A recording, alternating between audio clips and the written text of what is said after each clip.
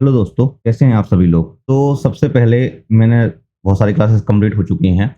अगर आपने अभी वो सीरीज़ फ़ॉलो नहीं की है तो क्लासेस देख लीजिए। कंप्लीट मॉडर्न हिस्ट्री की जो क्लासेस हैं 1 और 2 हो चुकी हैं, ये तीसरी क्लासेस है। हाँ, थोड़ी-सी आज लेट हो गई क्लासेस, कोई इश्यू नहीं है वो, क्योंकि मैं लेट नाइट तक काम करता रहा तो नींद थोड़ी-सी देर तक लग गई थी मेरी और रिकॉर्ड भी नहीं हो पाई थी वीडियोज़। तो अब मैं सोच रहा था कि क्या मैं लाइव सेशन लूँ? तो अगर आप ये वीडियो देख रहे हैं और अगर आप चाहते हैं कि अब मैं लाइव सेशन लेने लगूँ, तो आपको बताना है कि लाइव सेशन लूँ या नहीं लूँ। पहली बात ये है, तो लाइव सेशन में आपको ही फ़ायदा है बहुत सारा, क्योंकि आप इसकी प्रैक्टिस डायरेक्टली कर सकते हैं, सही-गलत का आंसर बता सकते हैं, सेम वे में। और ये सुबह 7 बजे या 8 बजे तक का मैं सोच रहा था। सुबह 8 बजे करते हैं। अगर करना है, सो बता दीजिए आप, जैसा भी आपकी इच्छा हो। मैं सब कुछ कर सकता हूँ, कोई इश्यू नहीं है। तो ये टेस्ट सीरीज़ जॉइन कर लीजिए, अगर करना है जॉइन कर लीजिए, नहीं करना है तो नहीं करिए, कोई इश्यू नहीं है। जो भी है आपकी इच्छा पे डिपेंड करता है, 100 प्लस टेस्ट मिल जाएँगे और सब कुछ है, 499 में है। और नहीं भी करना है तो कोई बात नहीं है, हम आपको फ्री टेस्ट भी रिवील कर रहे हैं, लेकिन वो 5 टेस्ट हैं और इसमें 5 टेस्ट और ऐड करूँगा मैं कुछ दिनों बाद, ठीक है? और prime GS academy app download करना पड़ेगा आपको, तो वो भी डाउनलोड आप कर लीजिए। तो सबसे पहले हम चलते हैं हमारे पहले क्वेश्चंस पर, जो मेन है हमारा पहला क्वेश्चन। अच्छा, ये शेड्यूल है, शेड्यूल देख लीजिए। ये भी क्लास हो चुकी है, ये भी क्लास हो चुकी है, ये भी क्लास हो चुकी है। ये सारी क्लासेस कंप्लीट हो चुकी हैं। अब हमारी ये वाली मोनेस्ट्री की क्लास थी, जो आज थोड़ी-सी लेट हो गई, कोई इश्यू नहीं है। और इसके बाद पॉलिटी की और स्ट्रैटेजी की फिर क्लासेस होंगी हमारी। इंडियन ज्योग्राफी, इंडियन इकोनॉमी की कल होंगी क्लासेस, ठीक है? सो इस तरीके से हमारा सिलेबस लगभग कंप्लीट कर चुका होऊँगा मैं, 11 सितंबर को आपका सिलेबस कंप्लीट कर दूँगा।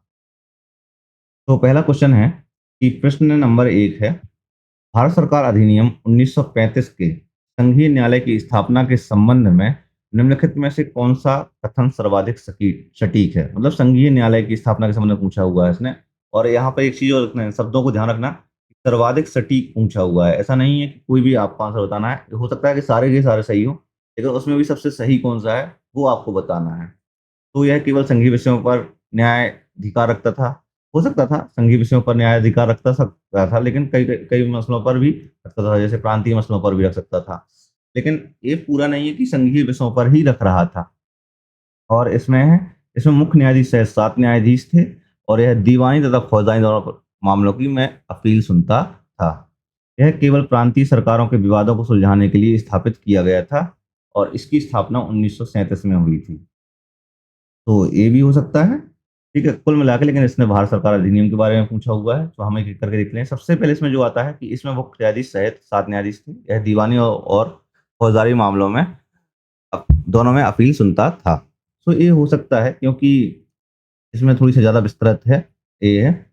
और वही इसमें लिखा हुआ है, जो संघीय न्यायालय की स्थापना है वो 1937 में ही हुई थी, 1 अक्टूबर 1937 को। लेकिन इसमें पूछा है भारत सरकार अधिनियम के तहत, तो इसमें भारत सरकार अधिनियम के तहत बताया गया था कि क्या स्थिति थी इसकी, संघ न्यायालय की स्थापना के संबंध में, ठीक है? और 7 न्यायाधीश थे, जिसमें कि 6 अन्य न्यायाधीश थे और प्लस 1 मुख्य न्यायाधीश था। और इसमें था कि वह केवल प्रांतीय सरकारों के विवादों को सुलझाने के लिए स्थापित किया गया, नहीं तो ऐसा नहीं था, केवल प्रांतीय सरकारों के विवादों को समझाएगा, क्योंकि इसका जो क्षेत्राधिकार था वो काफ़ी व्यापक था, जैसे कि दीवानी और फौजदारी मामले कह सकते हैं, तो क्षेत्राधिकार व्यापक था। तो इसलिए भी ये सही नहीं है, सो इसका पहला नंबर सही है। यहाँ पर इसको पढ़ लीजिए, जो भी इसमें लिखा हुआ, 7 न्यायाधीश थे, दीवानी और फौजदारी दोनों मामलों को अपील सुनता था, तो हमारा जो सही आंसर हो गया वो बी नंबर सही आंसर है। प्रश्न नंबर 2 है, निम्नलिखित कथनों पर विचार करें। भारत सरकार अधिनियम 1935 के तहत प्रांतीय स्वायत्तता का सिद्धांत पूर्णतः लागू किया गया था। इस अधिनियम के तहत गवर्नर के पास विशेष परिस्थितियों में हस्तक्षेप करने की शक्ति थी। उपरोक्त कथनों में से कौन सा से सही है? केवल 1, केवल 2, 1 और 2 दोनों। तो इसमें लिखा हुआ है, जो भारतीय सरकार अधिनियम 1935 के तहत प्रांतीय स्वायत्तता सिद्धांत पूर्णतः लागू किया गया था। तो प्रांतीय स्वायत्तता पूर्ण नहीं थी, ठीक है? क्योंकि गवर्नर के पास जो था वो विशेष शक्तियाँ होती थी। गवर्नर के पास विशेष शक्तियाँ थीं। तो प्रांतीय स्वायत्तता तो नहीं थी, इसमें विशेष शक्तियाँ थी, क्योंकि ऑलरेडी, तो एक पहला आपका गलत हो जाएगा। और इस अधिनियम के तहत गवर्नर के पास विशेष परिस्थितियों में हस्तक्षेप करने की शक्ति थी, वही तो विशेष शक्तियाँ थी इसके पास। तो इसलिए 2 नंबर सही है, बी नंबर सही है। यहाँ पर आप देख लीजिए, क्योंकि गवर्नर के पास सुरक्षा, अल्पसंख्यकों के हितों की सुरक्षा, वित्तीय स्थिरता आदि के मामलों में विशेष जिम्मेदारियां और शक्तियां थीं। स्वशासन व्यवस्था केंद्र में लागू की जाती थी आनी थी, लेकिन रियासतों के सहयोग न करने के कारण यह लागू नहीं हुई थी। ये भी हो सकता है। प्रश्न नंबर 3, तो भारत सरकार अधिनियम 1935 में, अब मैंने भारत सरकार अधिनियम के ठीक-ठाक क्वेश्चन डाले हुए थे, क्योंकि ये था कि ये भारत सरकार अधिनियम सबसे ज़्यादा इम्पोर्टेंट में से एक है। ठीक है? तो अगर ये इम्पोर्टेंट है तो आपको इसको थोड़ी-सी ज़्यादा प्रैक्टिस कर लेनी चाहिए। यही मेरा एक पर्सपेक्टिव है कि जो टॉपिक ज़्यादा इम्पोर्टेंट हैं, उनकी हमें ज़्यादा प्रैक्टिस करनी है। अब देखो मॉडर्न हिस्ट्री की, देखो एक मैंने बाइलिंगुअल क्लासेस बनाई हुई थी काफ़ी टाइम पहले, जब सीजीएल टियर 2 2024 वाला एग्ज़ाम था। तब मैंने बनाई थी सीजीएल टियर 2 के टाइम पर। तो इसको आप देख सकते हो मॉडर्न हिस्ट्री की, लेकिन मॉडर्न हिस्ट्री की मैं जल्द ही एक या तो वन शॉट लेके आऊँगा या वन बाय वन क्लासेस लेके आऊँगा। So one by one classes में थोड़ा-सा टाइम लगेगा। अभी तो देखो आप सीजीएल एग्ज़ाम दीजिए। हो सकता है सीएचएसएल के टाइम तक मैं लेके आ जाऊँ क्लासेस। अगर सीएचएसएल के टाइम तक लेके आ जाऊँगा, तो आपको वो सारी मिल जाएगी, या तो पूरा कंपाइलेशन मिल जाएगा, एक ही पूरी क्लासेस में। ठीक है? और या हो सकता है कि वन बाय वन करके मैं अपलोड कर दूँ उसमें। अगर वन बाय वन करके अपलोड कर दूँगा यूट्यूब में, तो थोड़ी-सा टाइम लगेगा, लेकिन सारी क्लासेस कंप्लीट कर चुका होऊँगा फिर भी। ठीक है, अब मेरे पास प्रॉब्लम क्या है कि मैं वन मैन आर्मी हूँ, तो इसमें थोड़ी-सा टाइम लगता है मुझे अभी चीज़ों को बनाने में और सारी चीज़ें करने में। लेकिन जल्द ही इस चैनल को एकदम ऐसा कह सकता हूँ कंसिस्टेंसी और रेगुलरिटी के साथ ले आऊँगा। एकदम कंसिस्टेंस बन जाऊँगा यहाँ पे, कि भाई अब यहाँ पर रोज़ मुझे 1 क्लास तो अपलोड करनी है, प्लस एक क्लास अपलोड होगी जिसमें कि प्राइम जीएस तो मान के ही चलो, प्राइम जीके जीएस नहीं कह सकते, प्राइम शो कह दें। प्राइम जीके शो मैं लॉन्च करने वाला हूँ उसके लिए। और इसके अलावा 1 क्लास या कहें 1 शॉर्ट वीडियो जिसमें कि पीवाईक्यू प्रैक्टिस होगी। ये मैं लॉन्च करने वाला हूँ। डेली रहेगा ये सिस्टम। सिर्फ संडे या सैटरडे, सैटरडे संडे की छुट्टी रहेगी। है ना? मंडे टू फ्राइडे रहेगा सारी चीज़ें। तो इसका जो सही आंसर है, हम देख रहे थे भारत सरकार अधिनियम 1965 में सामुदायिक निर्वाचन प्रणाली को कोई भी विस्तृत दी रूप दिया गया है। इसका उद्देश्य विभिन्न सामुदायिक समूहों के बीच एकता स्थापित करना है। तो इसका जो सही आंसर है, ए सही है, परंतु आर गलत है। आर गलत क्यों? क्योंकि इसका उद्देश्य जो था वो सामूहिक समूहों के बीच में एकता स्थापित करना तो हो ही नहीं सकता, पॉसिबल ही नहीं था, क्योंकि उनका उद्देश्य ही नहीं हो सकता है। जो सामुदायिक निर्वाचन प्रणाली है ना? ये दलित वर्गों, आंग्ल भारतीयों, इनको एक महत्व देना था, है ना? अलग निर्वाचन क्षेत्र देना था इनका। तो अलग निर्वाचन क्षेत्र था, कौन-कौन से? दलित वर्गों के लिए, आंग्ल भारतीयों के लिए और यूरोपियों के लिए। वहीं रीजन गलत हो सकता है, क्योंकि सामुदायिक स्थिति नहीं बल्कि फूट डालो राज करो की नीति का इनका प्रमुख उद्देश्य था। यही ब्रिटिश सरकार की रणनीति होती थी कि फूट डालो और राज करो की नीति को किसी प्रकार लागू किया जाए, इसलिए सही है, परंतु अ गलत है। प्रश्न नंबर 3 का सी नंबर सही है। प्रश्न नंबर 4 आता है, भारत छोड़ो आंदोलन के दौरान किस स्थान पर सबसे लंबे समय तक समांतर सरकार चली थी? समांतर सरकार के बारे में पूछा हुआ है, सबसे लंबे समय तक। तो जो भारत छोड़ो आंदोलन में जो सबसे लंबी सरकार चली थी, वो थी 1943 से लेकर 1945 तक, जो कि प्रति सरकार के नाम से फेमस थी। वो थी कौन-सी? प्रति सरकार, सतारा महाराष्ट्र में थी। किसके नेतृत्व में? तो प्रति सरकार थी। नेतृत्व कौन था? नेतृत्व करता था जो, वो नाना पाटिल थे। नाना पाटिल थे। और कब से कब चली थी ये? तो 1943 से लेकर 1943 से लेकर 1945 तक चली थी। ठीक है? और इसका नेतृत्व जो नाना पटेल ने किया हुआ था, तो यहाँ पर है। इसके अलावा ताम्रलिप्त में भी सामंत सरकार बनी थी। तो ताम्रलिप्त में जो सामंत सरकार बनी थी, इसका नेतृत्वकर्ता कौन था? तो इनका नेतृत्वकर्ता था सुशीला दीदी। सुशीला दीदी। ठीक है? और वहीं जो बलिया में जो थे, तो बलिया में कौन थे? चित्तू पांडे। बलिया में चित्तू पांडे। और तालचर उड़ीसा में जो थे, तो यहाँ पे भी कुछ समय के लिए अल्पकालिक थी, लेकिन यहाँ पर अल्पकालिक समय के लिए। तो आपको इनको याद कर लेना है, स्पेशली ये 3 याद कर लेना है आपको, क्योंकि जब मैंने, अगर देखो कई बार मैं सिर्फ वही चीज़ बता रहा होता हूँ आपको ना, जो इम्पोर्टेंट है, फालतू की चीज़ें फैक्ट याद रखने की ज़रूरत भी नहीं है। अभी सिर्फ और सिर्फ इम्पोर्टेंट पे ध्यान दो, बस यही मेरा उद्देश्य है। तो प्रश्न नंबर 5वां आता है, निम्नलिखित घटनाओं को कालानुक्रम में व्यवस्थित करना है। सभी घटनाओं को कालक्रम में लगाना है। तो सबसे पहले आता है कि जुलाई 1942 में कांग्रेस कार्य समिति द्वारा भारत छोड़ो आंदोलन प्रस्ताव किया जाता है? जुलाई 1942 में। जुलाई 1942 में वर्धा में होती है, ठीक है? और इसके बाद 14 जुलाई 1942 को थोड़ी-सा शायद तक यहाँ पे उल्टा हो गया, जुलाई 1942 में नहीं, हाँ, सही है, 14 जुलाई 1942 को ही 14 जुलाई 1942 को ही जो है कांग्रेस कार्य समिति द्वारा भारत छोड़ो प्रस्ताव पारित किया जाता है, ठीक है? और गांधी जी द्वारा करो या मरो का नारा दिया जाता है, कब दिया जाता है ये? है ना? 8 अगस्त 1942 को। और अगस्त क्रांति की शुरुआत कब से मान लो? 9 अगस्त 1942 को। 9 अगस्त 1942 को। और वर्धा में अखिल भारतीय कांग्रेस की बैठक जो है, जो इसके पहले हो जाती है, तो जुलाई 1942 में ही होती है।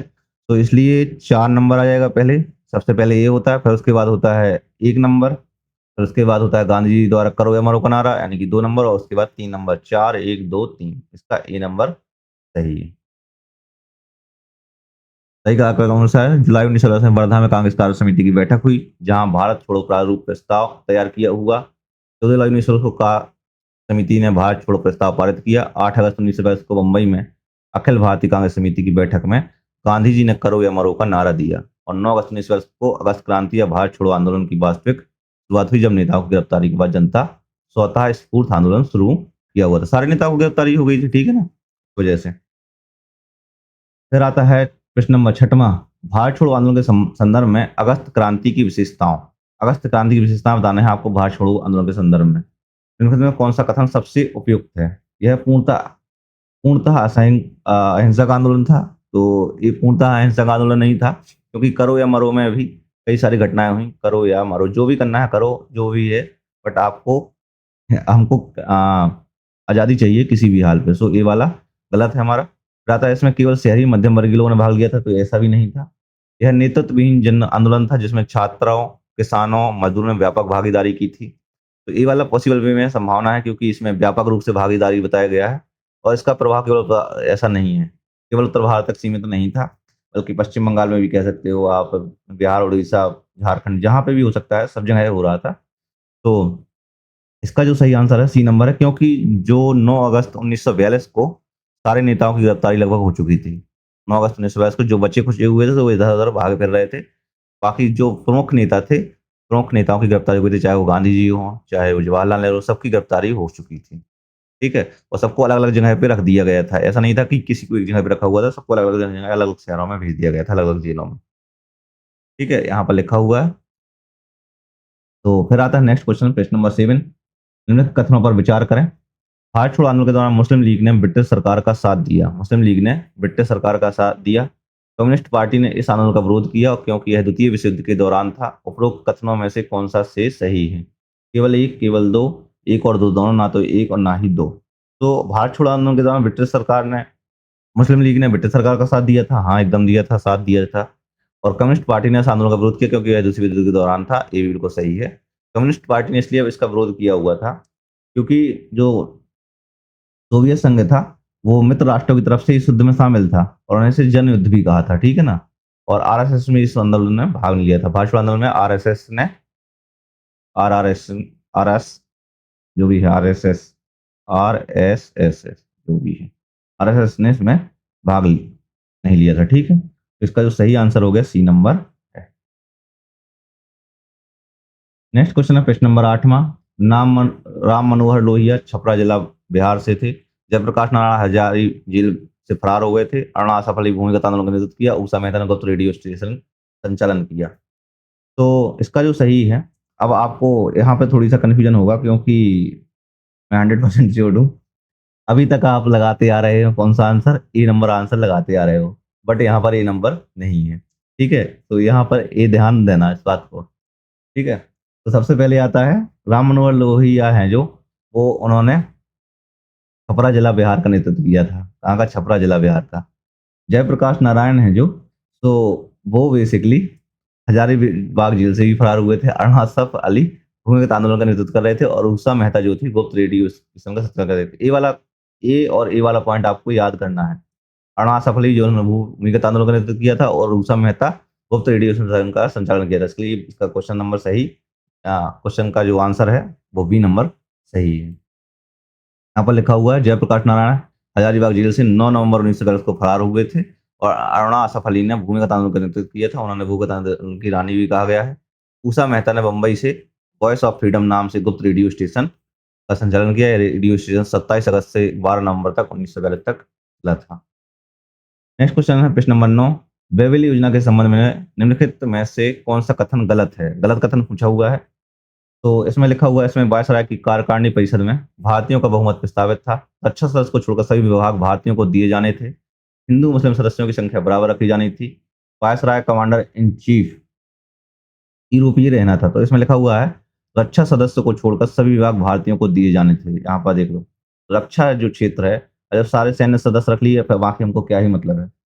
तो यहाँ पर लिखा हुआ है बेवेली योजना में केवल रक्षा विभाग ही नहीं बल्कि विदेशी मामले भी वायसराय के पास रहना था। सब कुछ तो वायसराय के पास ही था। पर विकल्प भी सही है क्योंकि 14 सदस्यीय कार्यकारिणी में 11 भारतीय होना था, क्योंकि हिंदू मुस्लिम समानता का सिद्धांत अपनाया गया था।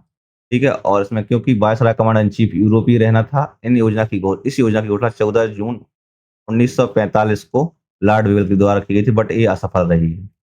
ये असफल रही है। क्यों असफल रही है? क्योंकि जब शिमला में सम्मेलन बुलाया गया वेवेल योजना के लिए, तो जो मोहम्मद अली जिन्ना थे, तो मोहम्मद अली जिन्ना बोला कि जो मुस्लिमों का नेतृत्व है वो कौन करेगा? सिर्फ और सिर्फ जो मुस्लिम लीग है वो करेगी, मुस्लिम लीग करेगी। बट कांग्रेस ने क्या किया कि कांग्रेस ने अपना जो नेतृत्व करता है वो एक मुस्लिम नेता को भेजा। इस वजह से ये असफल रहा और मुस्लिम लीग ने इसको स्वीकार नहीं किया। तो जो लॉर्ड वेवेल या कहें वेवेल योजना है, ये असफल असफल रही। चलो देखो, मैंने पहले ही बोल दिया है, यहाँ पे समझा दिया आपको। शिमला सम्मेलन 1945 में ये असफलता का मुख्य कारण क्या था? तो इसका मुख्य जो कारण था वो था मुस्लिम लीग का केवल मुसलमानों का प्रतिनिधित्व करने का दावा करना। सो इसका बी नंबर सही हो गया। ठीक है, यहाँ पर ये चीजें वही जो स्टोरी मैं आपको सुना चुका हूँ। इसमें लिखा हूँ मुस्लिम लीग ही भारत के सभी मुसलमानों की एकमात्र प्रतिनिधि है और कांग्रेस मुस्लिम सदस्य नामित करने का अधिकार नहीं। जिन्ना का कहना था कि कांग्रेस केवल हिंदुओं का प्रतिनिधित्व कर सकती है। वेवेल ने इस विवाद को सुलझाने का असफलता के कारण 14 जुलाई 1945 को सम्मेलन स्थगित कर दिया और कांग्रेस के मौलाना अबुल कलाम आजाद भी मुस्लिम थे, जो कांग्रेस के अध्यक्ष थे। ठीक है, जो नेतृत्व करता थे वो मौलाना अबुल कलाम आजाद थे। शिमला सम्मेलन के दौरान जा रहे थे, मतलब बाद में स्थगित ही कर दिया शिमला सम्मेलन, कोई इशू ही नहीं था। नेक्स्ट क्वेश्चन है प्रश्न नंबर 11। निम्नलिखित घटनाओं को कालानुक्रम में व्यवस्थित करें। तो इनको कालानुक्रम में लगाना है। वेवेल योजना की घोषणा कब हुई थी? अभी अभी जस्ट बताया हुआ है मैंने। वेवेल योजना की घोषणा जल्दी बताइए, है ना? 14 जून 1945 को घोषणा की गई थी। शिमला सम्मेलन का आयोजन कब किया गया था? तो बेसिकली 25 जून से लेकर 14 जुलाई तक, 14 जुलाई 1945 तक चला था। और फिर आता है सी राजगोपालाचारी फार्मूला। तो ये कब हुआ था? उसके पहले हुआ था अप्रैल 1944 में, अप्रैल 1944 में। और गांधी जिन्ना वार्ता है जो वो सितंबर 1944 में, सितंबर 1944। तो सबसे पहले आता है आपका कौन सा महीना आएगा? अप्रैल। फिर उसके बाद आएगा अप्रैल 1944, फिर सितंबर 1944 आ जाएगा। फिर उसके बाद आपका आ जाएगा 14 जून 1945 आ जाएगा, एक नंबर। फिर उसके बाद आ जाएगा आपका शिमला सम्मेलन का आयोजन, तो 25 जून से लेकर 14 जुलाई 1945 के बीच में था। 3 4 1 2, 3 4 1 2। प्रश्न नंबर 12। बेवेल योजना में पहली बार भारतीयों को कार्यकारिणी परिषद में बहुमत देने का प्रावधान था। द्वितीय विश्व युद्ध की समाप्ति के साथ ब्रिटेन पर भारत को स्वतंत्रता देने का दबाव बढ़ गया था। तो ए आर दोनों सही है और आर ए की सही व्याख्या है। तो विवेल योजना में पहली बार जो है भारतीयों को कार्यकारिणी परिषद में बहुमत देने का प्रावधान, यह सब लोग को सही है एक तो एकदम। और द्वितीय विश्व युद्ध में ब्रिटेन पर भारत को स्वतंत्रता देने का दबाव बढ़ गया था, तो इसलिए ही तो शिमला सम्मेलन का आयोजन हुआ था। तो ए आर दोनों सही है और आर ए की सही व्याख्या है। ठीक है, यहाँ पर लिखा हुआ है क्योंकि दूसरी विश्व समाप्ति के साथ ही अंतर्राष्ट्रीय परिस्थितियां बदल गई थी, उपनिवेशवाद विरोधी भावना बढ़ी थी, ब्रिटेन की आर्थिक स्थिति भी कमजोर हुई थी और अटलांटिक चार्टर में, अटलांटिक है यहाँ पर, अटलांटिक चार्टर में 100 निर्णय के सिद्धांत का समर्थन किया गया था। यहाँ पर लिखा हुआ प्रश्न नंबर 13वां, मतलब 13वां। स्वतंत्र भारत की आर्थिक चुनौतियों के संदर्भ में निम्नलिखित में से कौन सा कथन सर्वाधिक सटीक है? स्वतंत्र भारत की जो आर्थिक चुनौतियां थी वो क्या है? सो विभाजन के कारण केवल कृषि क्षेत्र प्रभावित हुआ। भारत के पास पर्याप्त विदेशी मुद्रा का भंडार था, ये तो पॉसिबल ही नहीं था। और बैंक का केवल कृषि क्षेत्र प्रभावित हुआ, केवल कृषि क्षेत्र क्यों प्रभावित होता है? सारी चीज़ें प्रभावित होंगी। बौद्धिक आधार कमज़ोर था, अधिकांश उद्योग उपभोक्ता वस्तुओं के उत्पादन तक सीमित थे। हाँ, ये हो सकता है, उपभोक्ता वस्तुओं तक ही सीमित थे। और शिक्षा व्यवस्था पूर्णतः विकसित थी, तो पूर्णतः विकसित हो नहीं सकती। तो सर्वाधिक जो सटीक होगा, वो कौन-सा? सी नंबर सही होगा आपका। अब यहाँ पर देख लेते हैं हम, तो विकल्प सी सही है क्योंकि स्वतंत्रता के समय भारत का उद्योग अत्यंत कमज़ोर था और ब्रिटिश नीति के कारण भारत मुख्यतः कच्चे माल का निर्यातक था, तो तैयार माल का आयातक था। तो भारत उद्योग का अभाव है, एक प्रकार से कह सकते हैं। और विभाजन से कृषि के साथ-साथ उद्योग भी प्रभावित हुए, सभी कुछ प्रभावित ही था, कृषि बस क्या। और सीमित मुद्रा मुद्रा भंडार था और साक्षरता केवल 18% थी। तकनीकी शिक्षा का अभाव था, ये बहुत सारी प्रॉब्लम्स थी। मतलब इतनी सारी प्रॉब्लम्स थी, तब भी जवाहरलाल नेहरू जैसे प्रधानमंत्री ने सारी सँभाल ली थी। उस टाइम कोई और प्रधानमंत्री होता तो जिन 2014 वाले प्रधानमंत्री हैं, है ना? वो तो बोल देते कि यार हमारे पास 5 ट्रिलियन इकोनॉमी बनना है और लेकिन बनेगी कैसे? जैसे इकोनॉमी में 2015 में एक संशोधन होता है, ठीक है? इस संशोधन में क्या कहता है कि जो जीडीपी है, ठीक है? जीडीपी है, वो फैक्टर कॉस्ट पे ना देखकर किस पे देखेंगे हम GDP? GDP at market price पे देखेंगे। किस पे? मार्केट प्राइस पर देखेंगे, ठीक है? काउंटिंग करेंगे। जब काउंटिंग करेंगे तो इनपे इसमें जो इन्फ्लेशन है,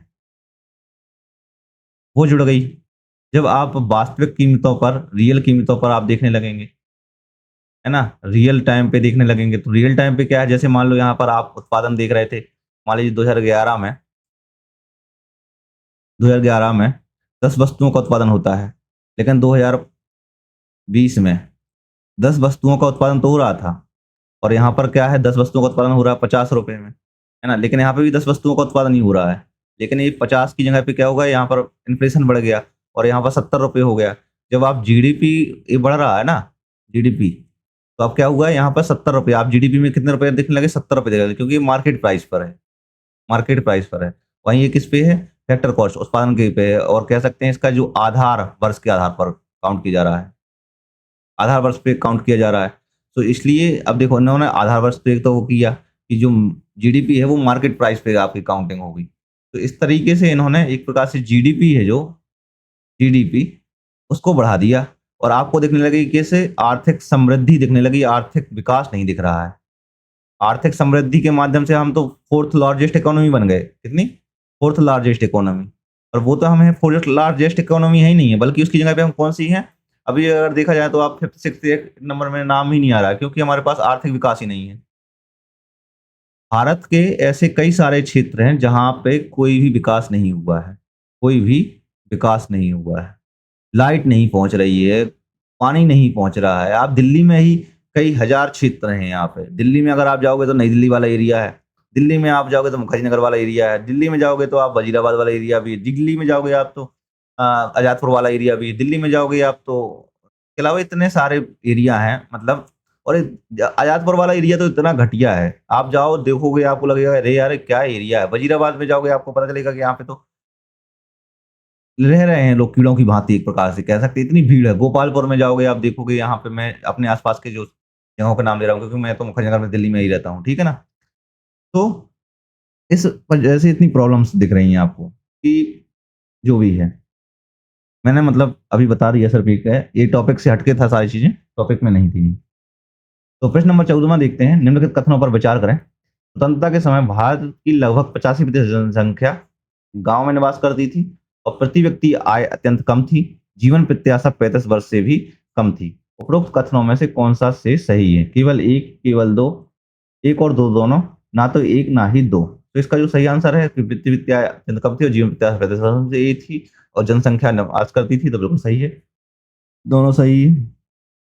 तो जो 1947 में जो भारत की लगभग 50% जनसंख्या ग्रामीण क्षेत्रों में ही निवास करती थी और कृषि क्षेत्र पर निर्भर होती थी, ठीक है? और क्योंकि स्वतंत्रता के समय जो प्रति व्यक्ति आय है वो लगभग ₹230 प्रति व्यक्ति आय थी और जीवन प्रत्याशा लगभग 32 वर्ष थी। भुखमरी, कुपोषण, महामारी, चिकित्सा सुविधाओं के अभाव के कारण मृत्यु दर अत्यधिक थी। शिशु मृत्यु दर भी बहुत अधिक थी। और भारत में के विभाजन के समय शरणार्थी समस्या के संदर्भ में निम्नलिखित में से कौन-सा तथ्य सही है? तो लगभग 50 लाख लोग विस्थापित हुए, लगभग 1.5 करोड़ लोग विस्थापित हुए और लगभग 10 लाख लोग मारे गए। शरणार्थी समस्या केवल पंजाब तक सीमित थी। सभी शरणार्थियों का पुनर्वास एक वर्ष हो गया था। तो जो शरणार्थी समस्या थी भारत के विभाजन के समय पर, उसमें लिखा हुआ था लगभग 1.5 करोड़ लाख लोग 1.5 करोड़ लोग जो हैं वो विस्थापित हुए और लगभग 10 लाख लोग मारे गए थे। मतलब इतनी बड़ी संख्या लोग मारे गए।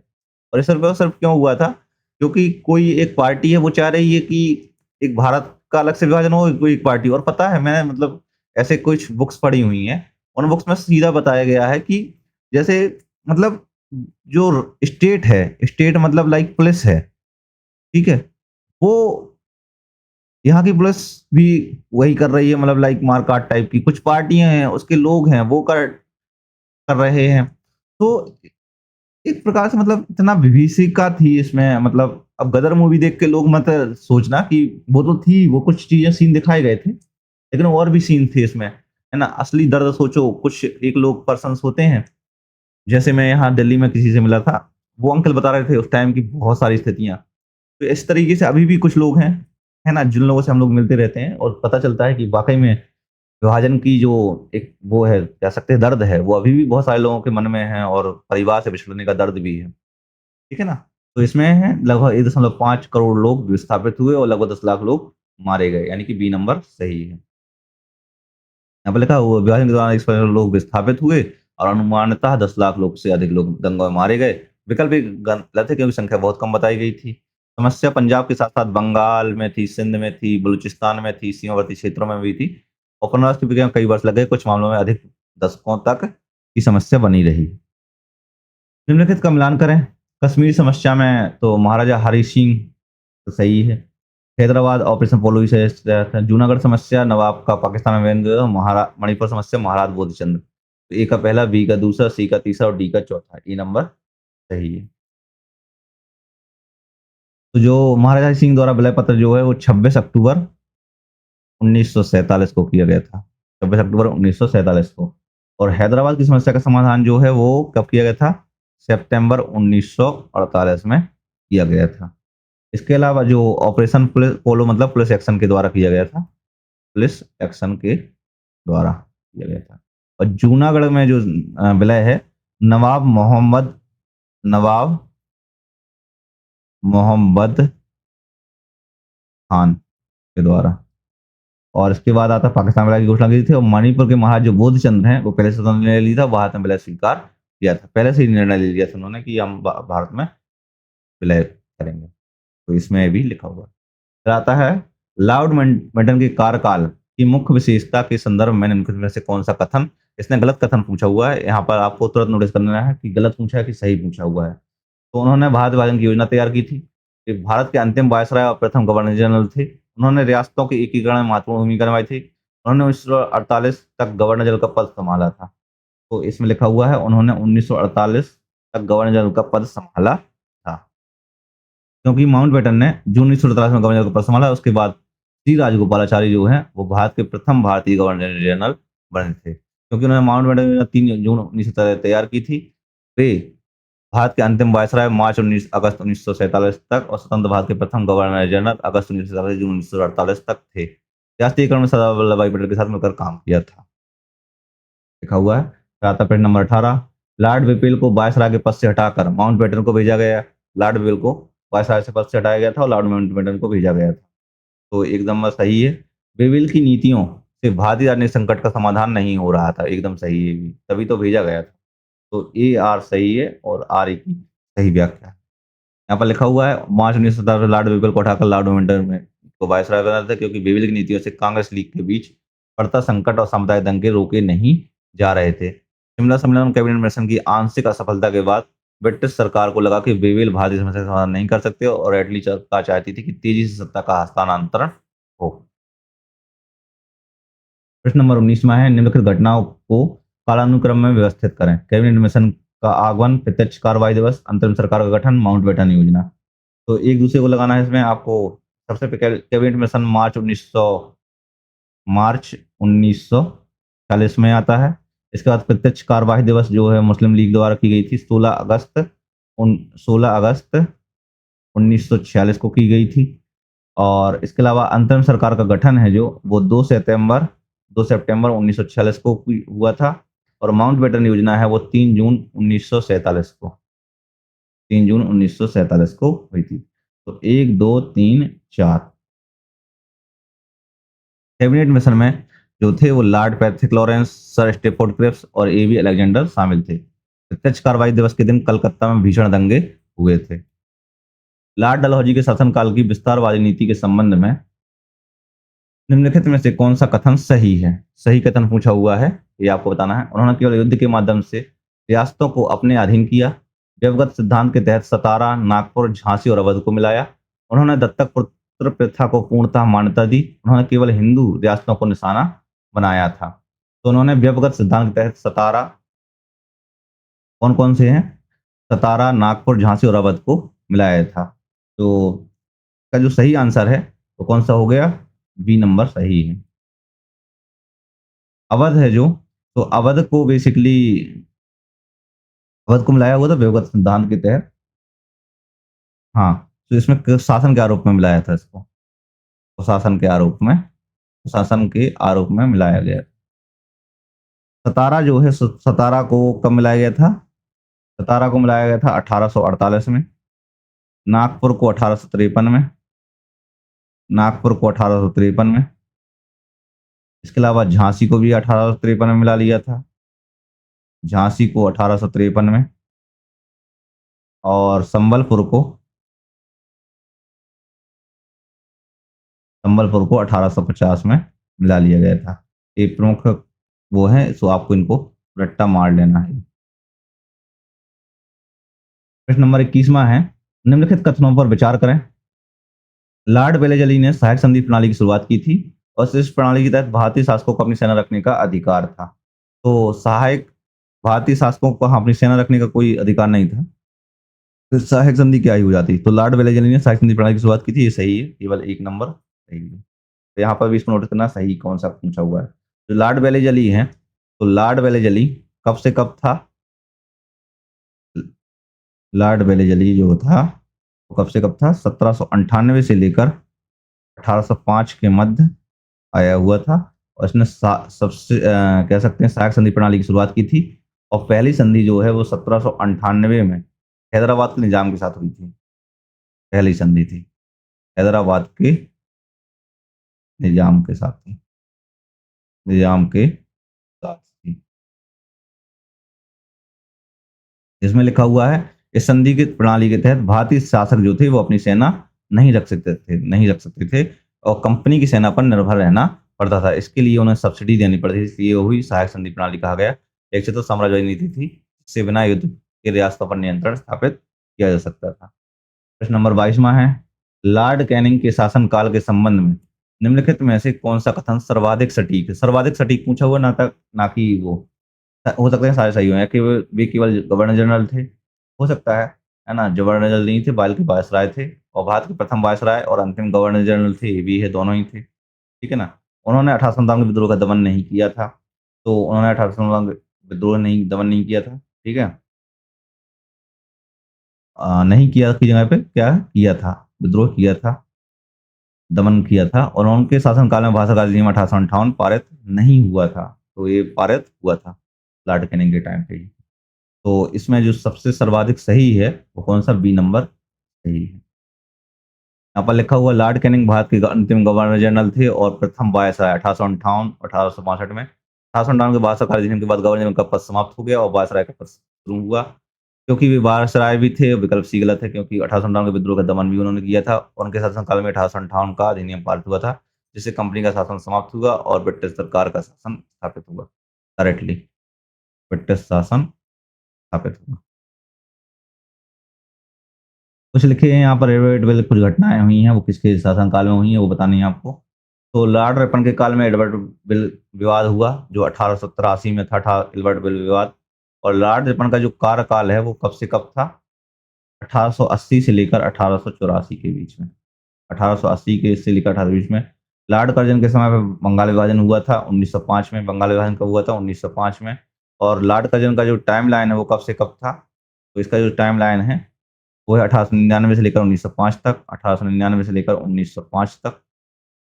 और लॉर्ड डफरिन का जो समय है वो भारतीय राष्ट्रीय कांग्रेस की स्थापना के समय पे हुआ था, लॉर्ड डफरिन द्वारा की गई थी। और इसका जो लॉर्ड डफरिन का समय काल है वो है 1888 से लेकर 1884 से लेकर 1888 के बीच में। और राष्ट्रीय कांग्रेस की स्थापना कब हुई थी? 1885 में हुई थी।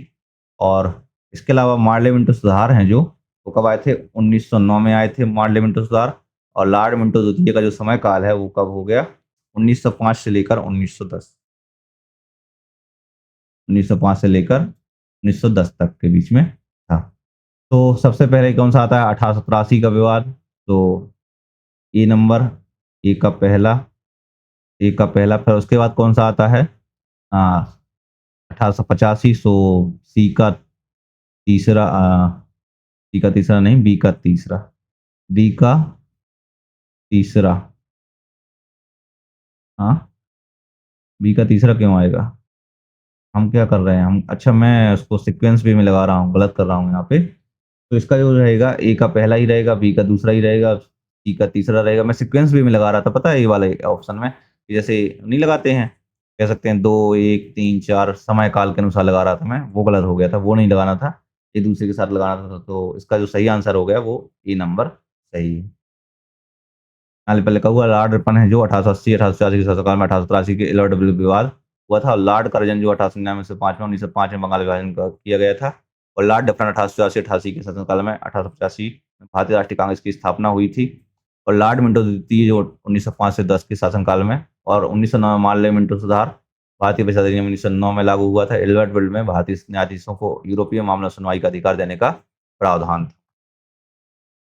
लॉर्ड लिटन की नीतियों के संबंध में निम्नलिखित में से कौन सा कथन गलत है? तो गलत कथन पूछा हुआ है लॉर्ड लिटन की नीतियों के संबंध में। तो उन्होंने मुक्त व्यापार नीतियों का समर्थन किया हुआ था। उन्होंने जो है मुक्त व्यापार नीति के समर्थन किया हुआ था।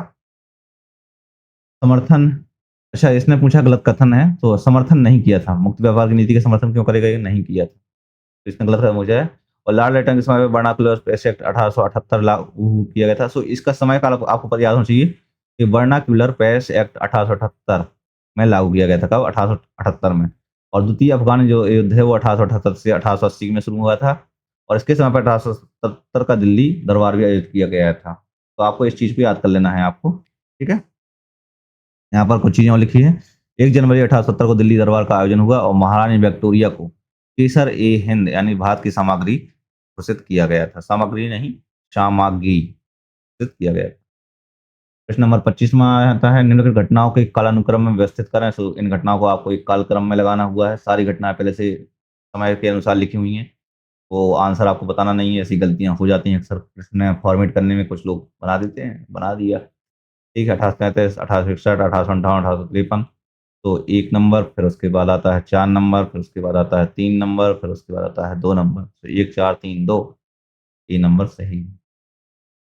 यहाँ पर लिखा हुआ चटार एक्ट 1833 पारित हुआ जिसने बंगाल के गवर्नर जनरल को भारत का गवर्नर जनरल बनाया था। तो आपको यहाँ पर ये वाला फैक्ट जरूर याद कर लेना है आपको कि किस एक्ट के तहत बंगाल के गवर्नर जनरल को भारत का गवर्नर बनाया था। तो 1833 का चार्टर एक्ट था। 1833 का चार्टर एक्ट था, चार्टर एक्ट था। इसके अलावा चार्टर एक्ट 1853 में पारित हुआ जिसने सिविल सेवा में प्रतियोगिता की व्यवस्था शुरू की थी। और भारत सरकार अधिनियम 1858 में शासनात्मक विधि के बाद पारित हुआ जिसने कंपनी शासन को समाप्त किया था। और भारतीय परिषद अधिनियम 1860 में पारित हुआ जिसने वायसराय की परिषद का विस्तार किया और विकेंद्रीकरण की शुरुआत की थी। ठीक है।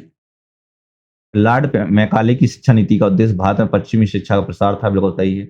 और ब्रिटिश सरकार की चाहती थी कि भारतीयों में वैज्ञानिक चेतना, अरे बाप रे, वैज्ञानिक चेतना का विकास कैसे होगा? ये तो पॉसिबल ही नहीं है। और कौन चाह रहा है भाई? देख लो, ब्रिटिश सरकार चाह रही है कि भारतीय विज्ञान चेतना, ये तो भारतीय सरकार नहीं चाहती है, तुम कह रहे हो कि ब्रिटिश सरकार चाह रही। भारतीय सरकार तो चाह नहीं रही है कि विज्ञान चेतना का विकास हो जाए। कैसे? हाँ, कोई है एक ऐसा टाइप का व्यक्ति, है ना, ये तो बिल्कुल नहीं चाहता है कि, है ना, कि भारतीय सरकार भी नहीं चाह रही है। तो इसका कौन सा सही हो गया? ए सही है, परंतु आर गलत। 1845 में मैकाले शिक्षा का प्रस्ताव उद्देश्य भारत में अंग्रेजी और पश्चिमी शिक्षा का प्रसार था। और ब्रिटिश सरकार का मुख्य उद्देश्य वैज्ञानिक चेतना का विकास नहीं था, बल्कि एक ऐसा वर्ग तैयार करना था जो रक्त और रंग में भारतीय हो, लेकिन रुचि, मत, नैतिकता और बुद्धि में बीजेपी का हो। ठीक है? यहाँ पर एक मैकलम स्वयं कहा कि नहीं थी, भारतीय क्लर्कों की ज़रूरत थी। ये नहीं बोलना था, ठीक है? ज़रूरत पूरी करने के लिए था। गलती हो गई, मेरे मुँह से निकल जाती है कभी-कभी बातें। तो इस तरीके से आपको ध्यान रखना है। राधा प्रश्न नंबर 27वां, भारत में रेलवे के विकास के संदर्भ में कौन-सा कथन सही है? तो पहली रेल 1853 में मुंबई से ठाणे तक चली थी और रेलवे का विकास पूर्णतः भारतीयों के हित में किया गया था और रेलवे की गारं हाँ, ये देखो यहाँ पे रेलवे का विकास जो था वो पूर्णतः भारतीयों के हित में किया गया था। वाह! और रेलवे की गारंटी प्रणाली में केवल भारत को लाभ हुआ। वाह! केवल भारत को लाभ हुआ। रेलवे के कारण भारत में औद्योगिकरण तेजी से हुआ। ये भी बहुत अच्छी बात है। सब चीज़ें हुई थी। तो ये छोड़ो, ये वाला फैक्ट याद कर लो कि जो भारत की पहली रेल है 1853 में मुंबई से ठाणे तक चली थी और कब चली थी? पहली रेल जो थी 16 अप्रैल से लेकर 16 अप्रैल से लेकर 1853 के मध्य चली थी और मुंबई से ठाणे तक 34 किलोमीटर लंबी थी, चली थी। ठीक है? यहाँ पर लिखा हुआ है ग्रेट इंडियन पैलेस पेनिनसुला जो रेलवे कंपनी द्वारा चलाई गई थी। विकल्प भी गलत है क्योंकि ब्रिटिशों के लिए किया गया था। ये सब छोड़ो, ये मैं पहले ही बता चुका हूँ। आता है प्रश्न नंबर 28वां क्वेश्चन। निम्नलिखित कथनों पर विचार करें। ईस्ट इंडिया कंपनी ने प्रारंभ में केवल व्यापारिक गतिविधियां की थी। प्रारंभ में केवल व्यापारिक गतिविधियां की थी। प्लासी युद्ध 1757 के बाद कंपनी की राजनीतिक शक्ति स्थापित हुई। उपरोक्त कथनों में से कौन सा से सही है? केवल एक, केवल दो, सुना तो ईस्ट इंडिया कंपनी केवल व्यापारिक गतिविधियों की थी, पहले तो सही है। प्लासी के बाद कंपनी राजनीतिक स्थिति पर बिल्कुल सही है, तो इसके सी नंबर सही है, दोनों सही है। जो ईस्ट इंडिया कंपनी थी जो व्यापारिक उद्देश्यों को लेकर 1600 में आई थी और स्थापित हुई थी। ठीक है, व्यापारिक उद्देश्यों से जिसमें कि मसालों का व्यापार हो सकता था, रेशम सूती कपड़े इन सब का व्यापार था। और कथन दो सही है क्योंकि 23 जून 1757 को प्लासी के युद्ध में सराज जोद्दौला की पराजय हुई और उसमें बंगाल में कंपनी की राजनीतिक शक्ति स्थापित हो गई थी। बाद में जो स्थिति थी राजनीतिक शक्ति कह सकते हैं, तो 1764 में जब बक्सर का युद्ध हुआ और 1765 में जो इलाहाबाद की संधि हुई, इसके बाद से बक्सर के युद्ध के पश्चात जो कंपनी की राजनीतिक शक्ति है वो एकदम स्थापित हो गई और यहाँ से ही द्वैत शासन की स्थापना होती है। द्वैत शासन की स्थापना होती है। कंपनी ने 2 प्रकार के से अपने काम करने लगी थी, ठीक है? यहाँ पर। तो ये भी है। फिर आता है प्रश्न नंबर 29वां। टीपू सुल्तान के संबंध में निम्नलिखित में से कौन सा कथन गलत है? गलत कथन पूछा हुआ है। वह मैसूर का चौथा शासक था जिसने अंग्रेजों से युद्ध किया था। तो मैसूर का चौथा शासक था? नहीं। उसने रॉकेट तकनीक का प्रयोग किया था। एकदम सही है, ये भी सही है, रॉकेट तकनीक का प्रयोग किया था, है ना? उसकी मृत्यु तृतीय आंग्ल मैसूर युद्ध में हुई थी। टीपू सुल्तान नहीं, चौथे मैसूर युद्ध में। उसे शेर ए मैसूर कहा जाता है, ये भी सही है। तो उसने रॉकेट तकनीक का प्रयोग किया था। उसने मैसूर का चौथा शासक जिसने अंग्रेजों से युद्ध किया था, ये भी सही है। तो इसमें जो सही है वो है सी नंबर आपका। उसकी मृत्यु जो तृतीय आंग्ल में चौथे मैसूर युद्ध में हुई थी। ठीक है, चौथा आंग्ल मैसूर जो युद्ध है वो कब हुआ था? 1799 में हुआ था। ठीक है, चौथा आंग्ल मैसूर युद्ध में कब? 1799 हुआ था। फिर इसके बाद श्रीरंगपट्टनम संधि हुई थी। ठीक है, यहाँ पर इसको याद रखना है। मैसूर का चौथा शासक था जिसने अंग्रेजों से संघर्ष किया था और हैदर अली का पुत्र था। उसने युद्ध में रॉकेट तकनीक का सफल प्रयोग किया था और इसे वीरता के कारण शेर मैसूर या मैसूर टाइगर भी कहा जाता है। महारानी विक्टोरिया की उद्घोषणा 1858 के संदर्भ में निम्नलिखित में से कौन सा कथन सर्वाधिक महत्वपूर्ण है? इसमें भारतीय रियासतों के अधिकारों का सम्मान करने की बात कही गई। इसमें धर्म के मामले में तटस्थता नीति की घोषणा की गई। इसमें भारतीयों के साथ नस्लीय भेदभाव ना करने का वादा किया गया और वो सभी कथन सही हैं। तो इसमें सही है, सभी कथन सही हैं। जो महारानी विक्टोरिया में इसमें लिखा हुआ था कि भारतीय रियासत है, उनके अधिकारों का सम्मान किया जाएगा। धर्म के मामले में शासन ये 1858 की क्रांति के पश्चात था। अब उनको और भी शासन करना था। उन्होंने बोला कि चलो एक घोषणा पत्र जारी कर देते हैं। बाकी ऐसा कुछ हो नहीं रहा था। तो ये सारी बातें लिखी हुई हैं, सब कुछ हुई थी। सम्मान नहीं की गई थी, बात की गई थी, दस्तक की नीतियाँ बनाई नहीं गई थी, भारतीयों के साथ नस्ली भेदभाव ना करने का वादा किया गया था, सब कुछ किया जा रहा था। ठीक है? तो यहाँ पर लिखो लॉर्ड वेलेस्ली की सहायक संधि प्रणाली के तहत निम्नलिखित किस रियासत ने सबसे पहले सहायक संधि पर हस्ताक्षर किए थे? तो अभी मैंने जस्ट पहले बताया हुआ था सहायक संधि प्रणाली पर। तो इसमें जो था सबसे पहले हैदराबाद के निजाम ने किया हुआ था, तो बी नंबर सही है। बाकी जैसे 1798 में किया गया था, 1799 में मैसूर से जबरदस्ती करवाई गई थी। जब पराजित ही कर दिया गया तो मैसूर 1799 में। इसके बाद कौन है? तंजौर। तो तंजौर से भी 1799 में की गई थी। फिर पेशवा से पेशवा से 1802 में, और भोंसले से 1803 में, और सिंधिया जो था, तो सिंधिया से जो थी 1804 में, 1804 में घोषित किया गया था। तो इन रियासतों के साथ सहायक संधि की गई थी। ठीक है, तो ये सहायक संधि आपको याद कर लेनी है। इन रियासतों के साथ सहायक संधि की गई थी, और सबसे पहले किसके साथ की गई थी? जो हैदराबाद का निजाम था उसके साथ की गई थी। उसके बाद मैसूर, तंजौर, पेशवा, भोसले और सिंधिया। इनको एक सीक्वेंस वे में याद करना है, क्योंकि सीक्वेंस वे में एग्जाम में लगाने के लिए आ जाएगा आपका। तो इसको याद कर लेना है। फिर आता है निम्नलिखित प्रश्न, प्रश्न नंबर 32। तो प्रश्न नंबर 32 कहता है, निम्नलिखित कथनों पर विचार करें। रेगुलेटिंग एक्ट 1777 ने बंगाल में द्वैध शासन व्यवस्था को समाप्त किया था। ठीक है, और इस अधिनियम के तहत बंगाल के गवर्नर जनरल को बनाया गया था।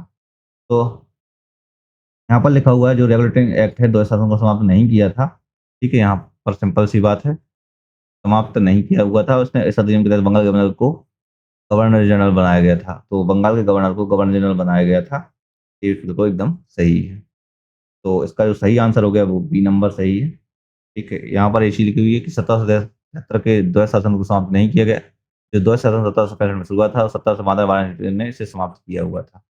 ठीक है, और क्योंकि इस अधिनियम के तहत जो है बंगाल के गवर्नर को गवर्नर जनरल बनाया गया था, और बम्बई तथा मद्रास की प्रेसिडेंसी को बंगाल के अधीन कर दिया गया था। वारेन हेस्टिंग जो था वो बंगाल का प्रथम गवर्नर जनरल था। कलकत्ता में जो था इसी के अधिनियम के तहत सुप्रीम कोर्ट में की भी स्थापना की गई थी। प्रश्न नंबर 33 है, 1857 के विद्रोह के प्रमुख नेताओं के संदर्भ में निम्नलिखित का मिलान करना है। तो 1857 के विद्रोह के जो प्रमुख नेता थे उनके बारे में पूछा गया है इसमें। तो सबसे पहले आते हैं नाना साहेब जो थे वो कानपुर में ही थे, तात्या टोपे जो थे ग्वालियर में ही थे, तात्या टोपे, और रानी जो थी रानी लक्ष्मीबाई जो झांसी की थी, बेगम हजरत महल लखनऊ की थी। तो ए का पहला, बी का वन दूसरा, सी का तीसरा और डी का चौथा। तो नाना साहब जो थे उन्होंने कानपुर में विद्रोह किया हुआ था, तात्या टोपे ने ग्वालियर में विद्रोह किया हुआ था, रानी लक्ष्मीबाई के साथ मिलकर लड़े थे, और झांसी की रानी लक्ष्मीबाई थी उन्होंने बहुत महत्वपूर्ण भूमिका निभाई थी इसमें। और बेगम हजरत महल जो थी वो अवध के नवाब थे बाज अली शाह, उनकी पत्नी थी, उन्होंने लखनऊ में विद्रोह किया हुआ था। तो इनके आपको प्रमुख याद रखने हैं। इसके अलावा यहाँ पे कौन से गवर्नर, कौन सा किसका सैन्य नेतृत्व कर रहा था वो भी आपको ध्यान रखना है, याद कर लेना है। अभी यहाँ पे नहीं बताऊंगा वो चीज़ें, क्योंकि आपको सर्च करनी है, सर्च करके कमेंट में बताना है। सर्च करनी है, किताब में ढूंढना है, बुक्स में ढूंढना है, कोई सी बुक्स में ढूंढना। बाकी मोनेस्टी की क्लास मेरी देख सकते हो। मोनेस्टी की क्लास आपको यहाँ पर लिंक में मिल जाएगी। राधा प्रश्न नंबर 34। 1857 का विद्रोह एक सैनिक विद्रोह से शुरू होकर जन विद्रोह बन गया था। इसमें केवल सिपाहियों ने भाग लिया और आम जनता का समर्थन नहीं मिला था। तो एकदम सही है। आम जनता का पूर्णतः समर्थन नहीं मिला था, लेकिन समर्थन तो मिला था, लेकिन पूर्णतः समर्थन नहीं था, है ना? तो यहाँ पर ऐसा नहीं कह सकते जनता का समर्थन नहीं मिला था, तो ये वाला क्वेश्चन गलत हो जाएगा, है ना? और 1857 का विद्रोह एक सैनिक विद्रोह के कर जन विद्रोह बन गया था, तो ये वाला सही है। ठीक है, तो ए सही है परंतु आर गलत है। ठीक है, अब लिखा हुआ है। क्योंकि इसमें केवल सिपाहियों ने भाग लिया, बल्कि किसानों, जमींदारों, शिल्पकारों, व्यापारियों ने जनता ने व्यापक भागीदारी की थी। व्यापक नहीं थी, कम थी, लेकिन भागीदारी थी। अगर व्यापक होती तो शायद तक उस टाइम आज़ाद हो चुके होते हम लोग, लेकिन उसके टाइम आज़ाद हो गए हम लोग, पता चलती राजशाही के ज़माने में जी रहे हैं, कोई एक जो राजशाही के ज़माने में। ठीक है ना? निम्नलिखित घटनाओं को कालानुक्रम में व्यवस्थित करें। तो सबसे पहले आता है मंगल पांडे द्वारा अफसरों पर हमला, दिल्ली पर विद्रोही कब्जा, मेरठ में विद्रोह की शुरुआत, लखनऊ में विद्रोह। तो सबसे पहले जो मंगल पांडे थे उन्होंने 29 मार्च 1857 को बैरकपुर में जो है अपने अफसरों पर हमला किया हुआ था, और इसमें फिर दिल्ली पर कब्जा जो था वो 11 मई 1857 को हुआ था। 11 मई 1857 को हुआ था, और मेरठ में जो विद्रोह की शुरुआत है वो 10 मई को प्रारंभ हो चुकी थी। 10 मई 1857 को हो चुकी थी। जो लखनऊ में विद्रोह है वो मई के अंत में प्रारंभ हुआ था। मई के अंत में आरंभ हुआ था। तो सबसे पहले आता है एक नंबर, आ, दो कितना 29 मार्च, यहाँ 2 मार्च नहीं है, 29 मार्च, 29 मार्च 1857 को। उसके बाद क्या कौन सी घटना घटित होती है? उसके बाद घटना होती है घटित 3 नंबर विद्रोह के, मेरठ में विद्रोह की शुरुआत। फिर उसके बाद जो आता है दिल्ली पर विद्रोहियों का कब्जा। उसके बाद आता है लखनऊ में विद्रोह, मतलब 4 नंबर से 1 3 2 4, ये नंबर सही है। क्या हुआ, 29 मार्च 1857 को बैरकपुर में अपने अफसरों पर हमला किया और मेरठ में 10 मई 1857 को विद्रोह की समाप्त हुई। 11 मई 1857 को विद्रोहियों ने दिल्ली पर कब्जा करके बादशाह अजबा को सम्राट घोषित किया था। लखनऊ में विद्रोह मई के अंत में हुआ था और मंगल पांडे ने 34वीं नेटिव इन्फेंट्री सिपाही का और उसने 8 अप्रैल 1857 को फांसी की सजा दी गई थी। 1857 के विद्रोह की सफलता के कारणों के संबंध में निम्नलिखित में से कौन सा कथन सबसे उपयुक्त है? यह केवल उत्तर भारत तक सीमित था, इसमें स्पष्ट नेतृत्व संगठन भविष्य की योजना का अभाव था, तो ये भी हो सकता है। और सिख गोरखा और दक्षिण भारत के शासकों ने अंग्रेजों का साथ दिया था, एकदम सही है। यह केवल उत्तर भारत तक सीमित था, ये भी सही है। तो उपरोक्त सभी कथन सही है। यह मुख्यतः भारत से सीमित था, एकदम सही है। दक्षिण भारत में इसका प्रभाव कम था। इसमें केंद्रीय नेतृत्व का अभाव था, बिल्कुल सही है। इसमें कोई भविष्य की योजना नहीं थी। सिखों ने, क्योंकि उनका रणजीत सिंह के साथ बाद अंग्रेजों से संघर्ष हुआ था। गोरखाओं ने कई दक्षिण और भारतीय शासकों ने अंग्रेजों का साथ दिया हुआ था। आधुनिक हथियार और संचार व्यवस्था की कमी के कारण एक थी और बंगाल मद्रास की सेनाओं ने भी विद्रोह में भाग नहीं लिया हुआ था। भारतीय राष्ट्रीय कांग्रेस की स्थापना के संबंध में निम्नलिखित में से कौन सा कथन गलत है? तो एक गलत कथन पूछा हुआ है। ठीक है, इसकी स्थापना जो है 1885 में हुई थी, एकदम सही है। ये ह्यूम इसके संस्थापक थे, तो ये भी सही है। प्रथम अध्यक्ष दादा भाई नौरोजी थे, बिल्कुल थे। हाँ, वाह वाह, क्या बात है। तो फिर व्योमेश चंद्र बनर्जी क्या थे? व्योमेश चंद्र बनर्जी क्या थे? बताओ भाई, क्या थे व्योमेश चंद्र बनर्जी? तो ये भी, ये प्रथम अध्यक्ष थे कांग्रेस के। यह प्रथम अधिवेशन मुंबई में हुआ था, बिल्कुल सही है। कहाँ पर हुआ था? गोकुल दास तेजपाल संस्कृत कॉलेज में। गोकुल दास तेजपाल संस्कृत कॉलेज में, संस्कृत कॉलेज में हुआ था। और कब, कहाँ पर? बम्बई में। तो इसका जो गलत आंसर हो गया वो सी नंबर गलत इसका आंसर है। यहाँ पर लिखा हुआ है। और दादा महारावी नौरोजी थे, जबकि जो दादा भाई नौरोजी थे वो 1886 में कांग्रेस के अध्यक्ष बने थे। प्रश्न नंबर 38 में आता है, निम्नलिखित कथनों पर विचार करें। कांग्रेस के प्रारंभिक वर्षों में से नरम पत्तियों का दबदबा था, बिल्कुल सही था। प्रारंभिक कांग्रेसी नेता सामान्य तरीकों में विश्वास करते थे, इसलिए तो वो नरम पत्ती थी। ये सी नंबर सही है इसका। तो 1885 से 1905 में धर्मपत्नियों या राजवंशियों का दबदबा था। दादा भाई नौरोजी, फिरोज शाह मेहता, गोपाल कृष्ण गोखले, सुरेंद्रनाथ बनर्जी आदि शामिल थे। और कथन दो भी सही, क्योंकि ये नेता ब्रिटिश न्याय उदारता में विश्वास रखते थे। संविधान तरीकों जैसे याचिका प्रार्थना विरोध में विश्वास रखते थे। ये राजनीतिक भिक्षावृत्ति की नीति अपनाते थे। ठीक है ना? और प्रश्न नंबर 39 में आता है, दादा भाई नौरोजी ने धन निष्कासन सिद्धांत के संबंध में निम्नलिखित में से कौन सा कथन सर्वाधिक सटीक सटीक पूछा है? यह सिद्धांत केवल कृषि पर आधारित था, तो ऐसा नहीं है, कृषि पर आधारित था। इसमें भारत में इंग्लैंड के होने वाले आर्थिक शोषण का विश्लेषण किया था, हाँ, ये हो सकता है। यह सिद्धांत केवल व्यापार नहीं, कर व्यवस्था की आलोचना की गई थी, बिल्कुल नहीं था। इसका जो नंबर बी नंबर सही है। धन निष्कासन सिद्धांत, धन निष्कासन जो थी डैन थ्योरी थी, में व्यापक आर्थिक शोषण का विश्लेषण किया गया। इसमें दिखाया गया कि भारत की संपदा विभिन्न माध्यमों से इंग्लैंड जा रही है।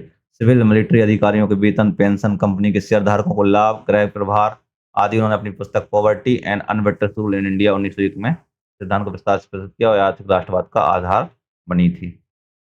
आता है प्रश्न नंबर 40। 40 में लिखा हुआ है, बंगाल विभाजन 1940 के विरोध में चलाए गए आंदोलन की विशेषता के संबंध में लिखित में से कौन सा कथन गलत है? कौन सा कथन गलत है? गलत कथन पूछा हुआ है। ठीक है, तो इसमें स्वदेशी और बहिष्कार की नीति अपनाई गई थी। यह केवल बंगाल या तक सीमित रहा। इसमें राष्ट्रीय शिक्षा की योजना प्रस्तुत की गई। इसमें पहली बार जनसंघर्ष के तरीके अपनाए गए थे। तो सिंपल है, जो बंगाल विभाजन आंदोलन था यह केवल बंगाल तक सीमित था। ठीक है, मतलब इसने पूछा, गलत कथन पूछा है, तो बंगाल तक सीमित नहीं रहा बल्कि पूरे देश में शामिल था। इसमें जहाँ मैं पहले ही बोल चुका हूँ, केवल वर्ड जहाँ पे आया उसको थोड़ी ध्यान से पढ़ना। मैं कई बार मेरा खुद का ध्यान भटक रहा है, क्योंकि खाना बन रहा है पीछे साइड ना, तो बार बार सीटी आ रही है। तो बहुत सारा ध्यान भटक रहा है इसमें, क्या ही कर सकते हैं, चलो छोड़ो। है ना? केवल बंगाल तक सीमित रहा है। बहुत भटकाव है जीवन में, उस भटकाव को संभालना है भाई, किसी भी प्रकार से कि भटकाव ना हो। लेकिन क्या ही करें, हो जाता है कभी कभार। मतलब दाल की वजह से, दाल की सीटियों की वजह से। समझा करो यार बातों को, हर चीज में कुछ भी सोचना है। महाराष्ट्र, पंजाब, दिल्ली, मद्रास आदि क्षेत्रों में इसका प्रभाव था। विकल्प भी सही है, क्योंकि स्वदेशी यानी देसी वस्तुओं का उपयोग, बहिष्कार, विदेशी वस्तुओं का बहिष्कार की नीति अपनाई गई थी। ठीक है, और विकल्प सी है, जो राष्ट्रीय शिक्षा परिषद की स्थापना भी की गई थी। विकल्प डी सही है, क्योंकि पहली बार व्यापक जनसंघर्ष के तरीके अपनाए गए थे। तो बंगाल विभाजन से कुछ ज्यादा कुछ प्रभाव नहीं था, बस उसका सबसे बड़ा इम्पैक्ट था कि लोग की जन भावना धीरे-धीरे शुरुआत हो चुकी थी यहाँ से। लोग एकत्रित होने लगे थे और किस चीज़ को लेकर कि भारत को स्वतंत्र करना है। तो ये बहुत इम्पोर्टेंट पार्ट था। फिर आता है प्रश्न नंबर 41। 41 कहता है निम्नलिखित का मिलान करना है। बाल गंगाधर तिलक, स्वराज्य मेरा जन्मसिद्ध अधिकार है, लाला लाजपत राय, पंजाब केसरी, विपिन चंद्र पाल, बंगाली पत्रकार और लेखक, अरविंद घोष, योगी राजनीतिज्ञ। तो ए का पहला, बी का दूसरा, सी का तीसरा और डी का चौथा। अरविंद घोष से योगी राजनीतिज्ञ ही थे। विपिन चंद्र पाल बंगाली पत्रकार और लेखक थे। लाला लाजपत राय जिन्होंने पंजाब केसरी चलाया हुआ था, और पंजाब केसरी और बंगाल गंगाधर स्वराज्य मेरा का नारा था, और मैं इसे लेकर रहूँगा। तो इसका जो सही है, ए का पहला, बी का दूसरा, सी का तीसरा और डी का चौथा सही है। इनको पंजाब केसरी कहा जाता था, इसको लाला लाजपत राय को। और जो बिपिन चंद्र पाल थे वो बंगाली पत्रकार और लेखक हुआ करते थे। इन्होंने राष्ट्रवादी जो विचारधारा है उसके प्रसार में बहुत महत्वपूर्ण भूमिका निभाई हुई थी। अरविंद घोष थे तो उनको योगी राजनीतिक इसलिए कहा जाता है क्योंकि उन्होंने राजनीति को छोड़कर अध्यात्म की ओर मुड़ गए थे। और ये जो 3 सदस्य हैं, इनको लाल बाल पाल कहा जाता है। अरविंद घोष जो थे वो भी इसमें आते थे, उग्रपंथी विचारधारा में आते थे, ठीक है? यहाँ पर टाटा मुस्लिम लीग की स्थापना 1906 के संबंध में निम्नलिखित में से कौन सा कथन सही है? तो मुस्लिम लीग के संबंध में इसकी स्थापना केवल धार्मिक कारणों से हुई थी। तो केवल धार्मिक कारणों से नहीं हुई थी, ठीक है? सर सैयद अहमद खान इसके संस्थापक थे, तो ये भी हो सकता था पॉसिबल वे में, है ना? और जो 1898 ही इनकी डेथ हो गई थी, हालाँकि 1898 ही सर सैयद अहमद खान की डेथ हो गई थी। और नवाब सलीमुल्लाह खान और आगा खान के नेतृत्व में ढाका की स्थापना की गई थी, हुई थी, तो ये भी सही है। और इसकी स्थापना कांग्रेस के विरोध में नहीं हुई थी, तो कांग्रेस के विरोध में नहीं हुई थी। उस टाइम तक तो यही स्थिति थी, ठीक है? तो नहीं हुई थी ऐसा नहीं है, ठीक है? तो कह सकते हैं कि हुई थी। तो इसका जो सही आंसर हो गया वो सी नंबर सही है। नवाब सलीमुल्लाह खान और आगा खान के नेतृत्व में ढाका में इसकी स्थापना हुई थी। धार्मिक कारणों से नहीं बल्कि राजनीतिक कारणों से थी।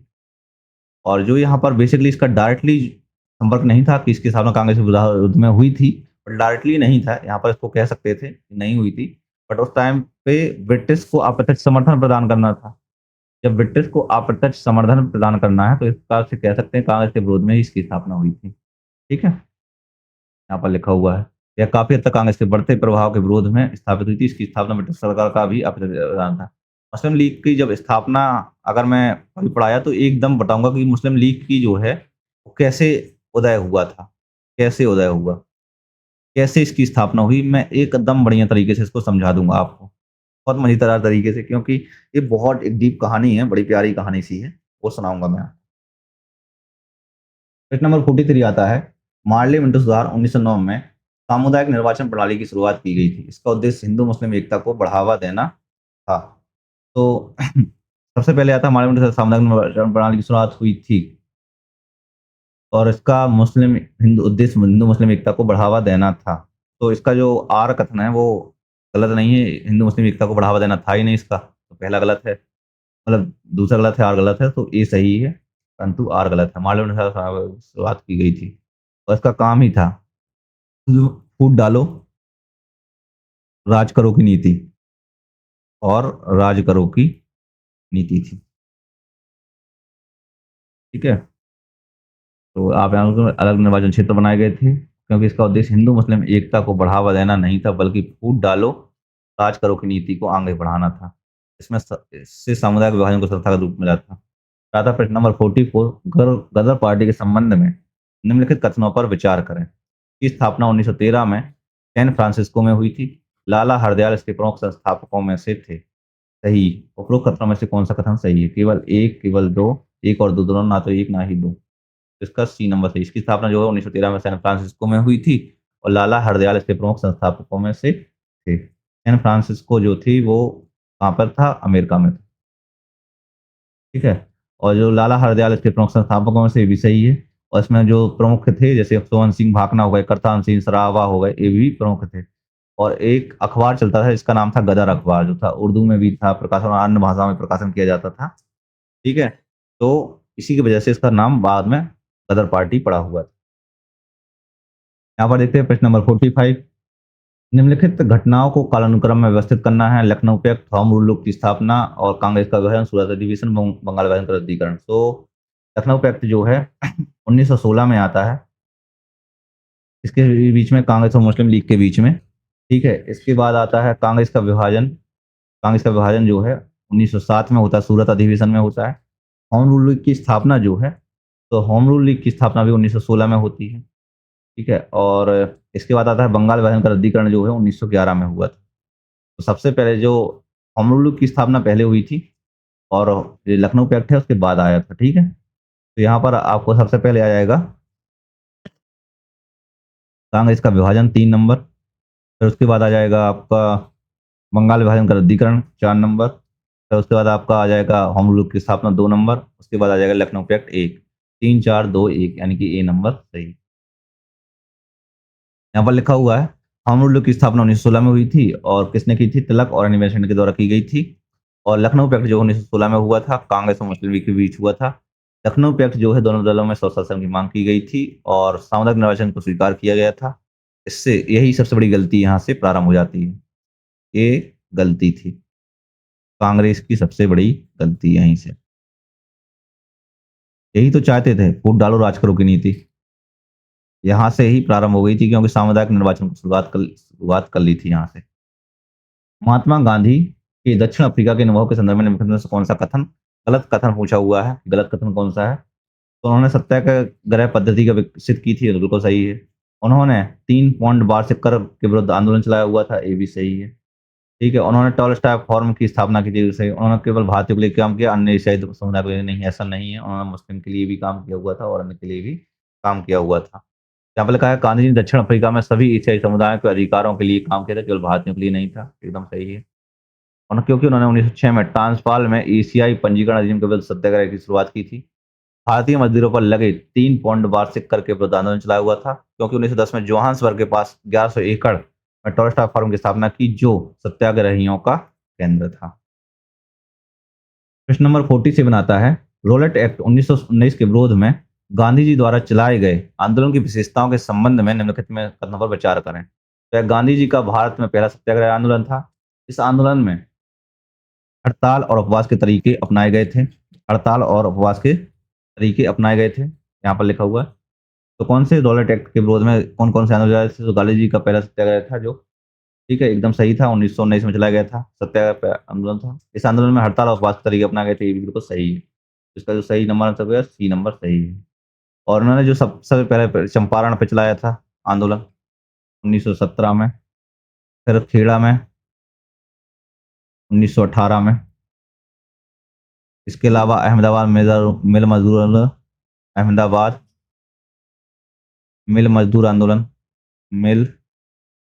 आंदोलन जो 1918 में ही चलाया गया था, एक प्रमुख आंदोलन रहे थे, शुरुआती आंदोलनों में से एक था। और 6 अप्रैल 1919 को राष्ट्रीय हड़ताल का आयोजन किया गया था, ठीक है। यहाँ पर फिर आता है प्रश्न नंबर 48 जलियांवाला बाग हत्याकांड 1919 के संदर्भ में कौन सा कथन गलत है? गलत तथ्य पूछा हुआ है। 13 अप्रैल 1919 को वैसाखी दिन हुआ था, एकदम सही है। जनरल डायर ने बिना चेतावनी की गोली चलाई थी, एकदम सही है। इस घटना की जांच के लिए हंटर कमीशन का गठन हुआ था, सही है। और रविन्द्रनाथ टैगोर ने इस घटना के विरोध में अपनी सर की उपाधि थी क्या? नहीं नहीं, सर की उपाधि नहीं थी, नाइटहुड की उपाधि थी, यहाँ पर ध्यान रखना। नाइटहुड की उपाधि लौटा दी थी। तो इसका जो समर्थ है टी नंबर सही है। यहीं पे कंफ्यूजन हो जाता है, सबको सही तो दिख रहा है और यहाँ पर लिखा हुआ है लौटा दी थी, लेकिन उपाधि नहीं पढ़ते आप, तो बस खेल खत्म था आपका। यहाँ पे ही आपके सीधे 2 नंबर खत्म और एक माइनस मार्किंग वाला भी नंबर खत्म, मतलब सही में से भी एक गया और यहाँ पे भी गया। तो यहाँ लिखा है लॉर्ड हंटर के इक़्तिदार में हंटर कमीशन का गठन हुआ था और 13 अप्रैल 1919 के बैसाखी के त्योहार के दिन हुआ था और नरसंहार के विरोध में नाइटहुड की उपाधि त्याग दी थी। प्रश्न नंबर 49 आता है खिलाफत आंदोलन के संदर्भ में निम्नलिखित का मिलान करें। मोहम्मद अली जमीयत उल उलेमा के नेता थे। शौकत अली मोहम्मद अली का भाई था और मौलाना अबुल कलाम आजाद खिलाफत के प्रमुख नेता थे। हकीम अजमल खान जमीयत उल उलेमा के संस्थापक थे। तो ये नहीं है इसका। सबसे पहले ये आता है ए का तीसरा, मोहम्मद अली जो थे वो खिलाफत के प्रमुख नेता थे, है ना। मोहम्मद अली जो खिलाफत के प्रमुख नेता थे, सो ए का तीसरा आ जाएगा, ठीक है। फिर उसके बाद आता है आपका शौकत अली। शौकत अली जो हैं वो कौन थे? मोहम्मद अली के भाई ही थे। शौकत अली भाई अली बंधु कहलाते हैं, तो बी का दूसरा। फिर उसके बाद आता है आपका मौलाना अबुल कलाम आजाद। तो मौलाना अबुल कलाम आजाद जो थे वो जमीयत उल उलेमा के नेता थे, तो सी का पहला आ जाएगा। और हकीम अजमल खान जो थे वो जमीयत उल उलेमा के संस्थापक थे, सो डी का चौथा आ जाएगा। डी का चौथा आ जाएगा। सो इसका जो सही है वो कौन सा बचा? ए नंबर सही है। यहाँ पर लिखा हुआ है हकीम अजमल खान ने जो है 1919 में जमीयत उल उलेमा हिंद की स्थापना की थी और खिलाफत आंदोलन था वो तुर्की खलीफा की सत्ता बहाली के लिए चलाया गया था। मोहम्मद अली के भाई थे, दोनों भाई को अली बंदी हुई कहा जाता है। मौलाना अबुल कलाम आजाद जमीयत उल उलेमा के प्रमुख नेता थे। प्रश्न नंबर 50वां आता है असहयोग आंदोलन की मुख्य विशेषताओं के संबंध में निम्नलिखित में से कौन सा कथन सर्वाधिक व्यापक है? सर्वाधिक व्यापक है। इसमें केवल विदेशी वस्त्रों का बहिष्कार किया गया, इसमें सरकारी नौकरी, न्यायालयों, स्कूलों का बहिष्कार और खादी का प्रचार की शामिल था, या केवल शहरी क्षेत्रों तक सीमित था? तो बेसिकली इसका जो सही आंसर है कौन सा, इसमें सर्वाधिक व्यापक रूप से सही पूछा है। जो असहयोग आंदोलन है इसमें केवल विदेशी वस्त्रों का नहीं, विदेशी वस्त्रों का बहिष्कार किया था, लेकिन केवल नहीं कह सकते, ठीक है। इसमें सरकारी नौकरियों, न्यायालयों, स्कूलों का बहिष्कार, खादी का प्रचार शामिल था, एकदम बिल्कुल सही था। केवल शहरी क्षेत्रों का नहीं, ग्रामीण क्षेत्रों का था। इसमें केवल उच्च वर्गीय नहीं, मध्यम वर्गीय लोग भी थे और निम्न वर्गीय लोग भी थे, तो बी नंबर सही है, इसका सही। यहाँ पर लिखा है कि बी सबसे व्यापक और सही है क्योंकि आश्रय आंदोलन में सरकारी संस्थानों का व्यापक बहिष्कार शामिल था। सरकारी नौकरियों, न्यायालयों, सरकारी स्कूलों, कॉलेजों का त्याग, विदेशी वस्त्रों का बहिष्कार, खादी, चरखी का प्रसार, राष्ट्रीय शिक्षा संस्थानों की स्थापना, ये सब था। दुनियादारी का सारा कुछ था। फिर आता है चोरी चोरा कांड 1922 के संबंध में निम्नलिखित कथनों पर विचार करें। चोरा चोरी कांड के बारे में पूछा हुआ है। यह उत्तर प्रदेश के गोरखपुर जिले में हुआ था। उत्तर प्रदेश के गोरखपुर जिले में हुआ था। इस घटना के बाद गांधी जी ने असहयोग आंदोलन स्थापित किया स्थगित कर दिया था। उपरोक्त कथनों में से कौन सा से सही है? तो सबसे पहले पूछा हुआ है चोरा चोरी कांड जो है 1922 में हुआ था और यह उत्तर प्रदेश के गोरखपुर जिले में हुआ था, एकदम सही है। इस घटना के बाद गांधी जी ने असहयोग आंदोलन स्थगित कर दिया था, ये भी सही है, दोनों सही है। जो चोरा चोरी की घटना है मैंने उसकी चर्चा थोड़ी सी विस्तार से जो पिछली वीडियो में की हुई थी, तो आप अगर आपने वो पहले वो वीडियो नहीं देखी है तो उसकी लिंक आपको यहाँ पर मिल रही होगी, तो वो भी आप यहाँ पर देख लो, ठीक है। यहाँ पर लिखा हुआ चोरा चोरी कांड 5 फरवरी 1922 को उत्तर प्रदेश के गोरखपुर जिले में हुई थी, चोरी चोरा नामक स्थान पर। और क्योंकि इसकी घटना के बाद 12 फरवरी 1922 को असहयोग आंदोलन स्थगित कर दिया गया था। इस घटना में भीड़ ने पुलिस थाने में आग लगा दी थी।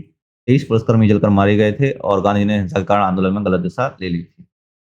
प्रश्न नंबर 52 आता है स्वराज दल की स्थापना असहयोग आंदोलन की समाप्ति के बाद हुई थी। कांग्रेस के कुछ नेता परिषदीय राजनीति में भाग लेना चाहते थे, तो इसलिए सही है कि ए और आर दोनों सही है। आर ए की सही व्याख्या है। इसमें लिखा हुआ है, देखिए यहाँ पर, तो स्वराज दल की स्थापना है, स्वराज पार्टी की स्थापना है 1923 में हुई थी। किसने की थी? चितरंजन दास और मोतीलाल नेहरू ने की हुई थी। और असहयोग आंदोलन की समाप्ति के बाद की गई थी, सिंपल सी बात है। क्योंकि असहयोग की समाप्ति के बाद कांग्रेस में बहुत सारे मतभेद हो गए, बहुत सारे, कुछ नहीं था, स्वराजवादी चुनाव भाग लेना कर अंदर सरकार का विरोध करना चाहते थे। दूसरे अपरिवर्तनवादी जो पूर्ण बहिष्कार की नीति चाहते थे, और स्वराज दल ने 1923 और 1926 चुनाव में भाग लिया हुआ था। प्रश्न नंबर 53 आता है निम्नलिखित घटनाओं को कालानुक्रम में व्यवस्थित करें। इन सभी घटनाओं को एक कालक्रम में लगाना है। जो साइमन कमीशन है 1928 में भारत में आया था, ठीक है। नेहरू रिपोर्ट जो है अगस्त 1928 में पेश की गई थी, अगस्त 1928 में। और जिन्ना के 14 सूत्र जो थे वो 1929 में आए हुए थे, ठीक है। और कांग्रेस का जो लाहौर अधिवेशन है वो दिसंबर 1929 में किया गया था। तो सबसे पहले आप लगा दो अगस्त साइमन कमीशन 1, लगा दो आप नेहरू रिपोर्ट 2, फिर लगा दो जिन्ना के 14 सूत्र 3, और फिर उसके बाद कांग्रेस लाहौर अधिवेशन और 1 2 3 4, ये नंबर सही है। जिन्ना के 14 सूत्र 1929 में प्रस्तुत किए गए थे और दिसंबर 1929 में पूर्ण स्वराज का प्रस्ताव पारित हुआ था। साइमन कमीशन कोई भारतीय सदस्य है जिसके कारण इसका व्यापक विरोध हुआ। नेहरू रिपोर्ट ने भारत के संविधान के लिए प्रस्ताव पारित की, जिससे नेहरू मोतीलाल नेहरू के अध्यक्षता में, नेहरू रिपोर्ट ध्यान रहे मोतीलाल नेहरू की अध्यक्षता में प्रस्तुत की गई थी, ठीक है। आता है प्रश्न नंबर 54 दांडी मार्च 1930 की विशेषताओं के संबंध में निम्नलिखित में से कौन सा कथन गलत है? गलत कथन पूछा हुआ है। यह 12 मार्च से लेकर 6 अप्रैल 1930 तक चला था। गांधी जी ने 78 साथियों के साथ यात्रा शुरू की थी। साबरमती आश्रम से गुजरात से दांडी तक था। इस मार्च में दूसरी दूरी लगभग 385 किलोमीटर थी। तो इसमें लिखा है कहाँ कौन सा कथन गलत है? तो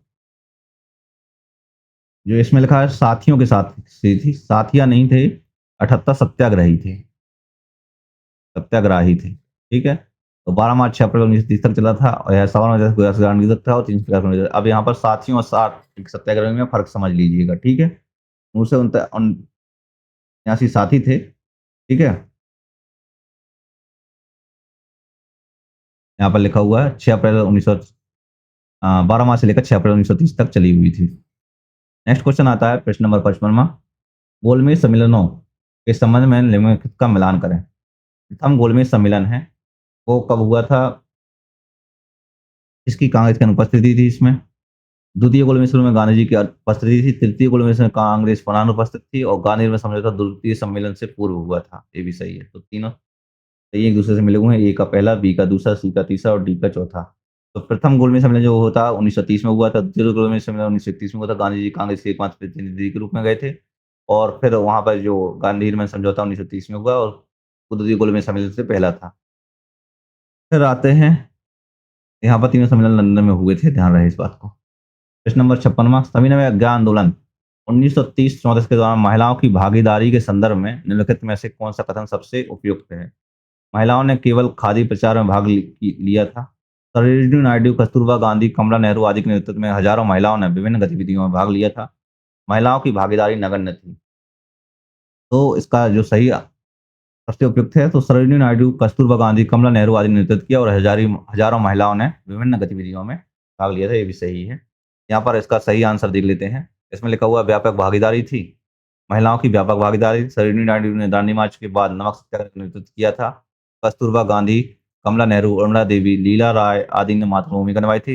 हजारों महिलाओं ने नमक बनाने, पैकेटिंग, जुलूस निकालने, विदेशी कपड़ों के बहिष्कार में भाग लिया था और क्योंकि महिलाओं की भागीदारी व्यापक और बहुआयामी थी। प्रश्न नंबर 57वां आता है, निम्नलिखित कथनों पर विचार करें। भारत सरकार अधिनियम 1935 प्रांतीय स्वायत्तता की व्यवस्था की गई थी। इस अधिनियम के तहत 1937 में प्रांतीय चुनाव हुए थे और कांग्रेस को बहुमत मिला था। उपरोक्त कथनों में से कौन सा कथन से सही है? केवल एक, केवल दो, एक और दो, दोनों, ना तो एक और ना ही दो। तो इसमें प्रांतीय स्वायत्तता का प्रावधान था, हालांकि यह पूर्ण स्वायत्तता नहीं थी। इसमें कथन दो सही है ना? दोनों सही है। प्रांतीय स्वायत्तता की व्यवस्था की गई थी, है ना, और पूर्ण स्वायत्तता नहीं थी। यहाँ पर ध्यान रखना, प्रांतीय स्वायत्तता थी बट पूर्ण स्वायत्तता नहीं थी। पूर्ण स्वायत्तता नहीं थी इसमें, तो नहीं थी। पहला सही है, इसलिए इस अधिनियम के तहत 19 प्रांतीय चुनाव हुआ और कांग्रेस को बहुमत मिला था, एकदम सही है। तो सी नंबर एक और दो दोनों। कांग्रेस जो थी वो 11 में से 8 प्रांतों में विजयी हुई थी, तो इसको कह सकते हैं 8/11 में, 8 प्रांतों में जीत हुई थी इसकी। कांग्रेस ने मध्य प्रांत, संयुक्त प्रांत, बिहार, उड़ीसा, मद्रास और मध्य प्रदेश थे। बाद में असम में भी कांग्रेस सरकार बनी। मुस्लिम लीग को केवल बंगाल और सिंध में सफलता मिली हुई थी। कांग्रेस के मंत्रिमंडलों के त्यागपत्र 1939 के संबंध में निम्नलिखित में से कौन सा कारण मुख्य था? प्रांतीय स्वायत्तता की समाप्ति, ब्रिटिश सरकार द्वारा भारत को बिना सलाह के युद्ध में शामिल करना, मुस्लिम लीग के साथ मतभेद करना और आर्थिक समस्या। तो इसमें सीधा लिखा हुआ है, बी नंबर इसका सही है। इसके बारे में हम पहले ही चर्चा कर चुके हैं। यहाँ पर लिखा हुआ है सितंबर 1947 में जब ब्रिटेन ने जर्मनी के खिलाफ युद्ध की घोषणा की तो वायसराय लॉर्ड लिटलको ने बिना भारतीय नेताओं की सलाह किए भारत को भी युद्ध में शामिल कर दिया और इसके विरोध में अक्टूबर-नवंबर 1939 में सभी प्रांतों के जो कांग्रेसी मंत्रिमंडल थे उन्होंने त्यागपत्र दे दिया। अब कांग्रेस ने कहना था कि लोकतंत्र रक्षा के लिए लड़ा जा रहा है, युद्ध है तो पहले भारत को संदा दी जाए। मुस्लिम लीग ने जो इसे मुक्ति दिवस कहा, क्योंकि जो कांग्रेस के मंत्रिमंडल थे उन्होंने त्यागपत्र दे दिया था, इसलिए कांग्रेस ने इसको कहा कि ये मुक्ति दिवस है, मुक्ति दिवस के रूप में इसको मनाया था। फिर आता है 59 नंबर क्वेश्चन, कृष्ण मिशन 1942 की असफलता के कारणों के संबंध में निम्नलिखित में कौन सा कथन गलत है? गलत कथन पूछा हुआ है। यह भविष्य में डोमिनिस्ट्रेशन का वादा कर रहा था और तत्काल स्वतंत्रता नहीं, एकदम सही है ये वाला। प्रांतों को संघ से बाहर रहने का अधिकार दिया गया था, एकदम सही है। रक्षा पूर्णतः भारतीय, अरे भाई ये कहाँ थे? पूर्णतः भारतीयों के हाथों में दे दी जानी थी, बिल्कुल नहीं था। देशी रियासतों के लिए अलग व्यवस्था का प्रावधान था, तो ये वाला भी सही है। इसका जो सही आंसर है वो सी नंबर था। ठीक है, यहाँ पे लिखा हुआ है प्रांतों को नए संघ में शामिल होने का अधिकार था। इसमें लगा देशी राष्ट्रों को अलग संघ की व्यवस्था थी, क्योंकि कांग्रेस ने इसे पोर्ट डेटेड चेक कहकर खारिज कर दिया था। मुस्लिम लीग ने भी इसे क्योंकि इसमें पाकिस्तान की स्पष्ट मान्यता नहीं थी। प्रश्न नंबर 60 और हमारा अंतिम क्वेश्चन है, भारत के विभाजन की अंतिम योजना के संदर्भ में निम्नलिखित घटनाओं को कालानुक्रम में व्यवस्थित करें। सो माउंटबेटन की योजना हो गई, भारतीय संविधान अधिनियम 1947 का पारित होना हो गया, सीमा आयोग, रेड क्लिफ आयोग की नियुक्ति हो गई, भारत पाकिस्तान की स्वतंत्रता हो गई। तो सबसे पहले आता है 3 जून 1947 को, 3 जून 1947 को माउंटबेटन योजना, जिसमें भारत विभाजन का प्रावधान था। फिर आता है इसके बाद सीमा निर्धारण के लिए सर रेड क्लब आयु में जो सीमा आयोग की नियुक्ति की गई थी उसके बाद, और 15 जुलाई 1947 को भारतीय स्वतंत्रता अधिनियम पारित किया गया था, 15 जुलाई 1947 को। और जो है भारत को स्वतंत्रता 14-15 अगस्त को मिली थी, 14-15 अगस्त 1947 को। ठीक है, यहाँ पर तो अब इसको लगा सकते हो आप। सबसे पहले 1 नंबर, फिर 3 नंबर, फिर 2 नंबर, उसके बाद 4 नंबर। तो 1, 3, 2, 4 ए नंबर सही है। तो अगर अभी आप तक इस सीरीज को फॉलो नहीं कर रहे, तो आप पहले जाके वीडियोज़ देख लीजिए। स्टैटिक जीके की वीडियोज़ कंप्लीट हो गई 1, 2, 3, और आज चौथी वीडियो जो आएगी। पॉलिटी की भी कंप्लीट हो चुकी हैं, तीसरी आज कंप्लीट हो जाएगी। मॉनेस्ट्री की ये वाली हमारी लास्ट वीडियो थी। इसके बाद हम एंशिएंट और मिडल हिस्ट्री की 11 तारीख को ही करेंगे, क्योंकि इससे ज़्यादा टॉपिक नहीं आते हैं। साथ में कर लेंगे। लगभग 70-80-90 क्वेश्चंस का प्लान है मेरा, पता नहीं कितने क्वेश्चंस करते हैं। अगर करेंगे तो एंशिएंट और मिडल हिस्ट्री की जो होगा वो लाइव करूँगा मैं। 80 या 100 क्वेश्चन रखेंगे, लाइव करेंगे, ठीक है? तो आप इसके साथ जुड़े रहिए और इस सीरीज में। तो अगर अभी तक आपने चैनल को सब्सक्राइब नहीं किया है, प्राइम जीएस अकेडमी ऐप को डाउनलोड नहीं किया है, टेलीग्राम चैनल को ज्वाइन नहीं किया है, तो ये सब कुछ कर लीजिए। धन्यवाद, शुक्रिया।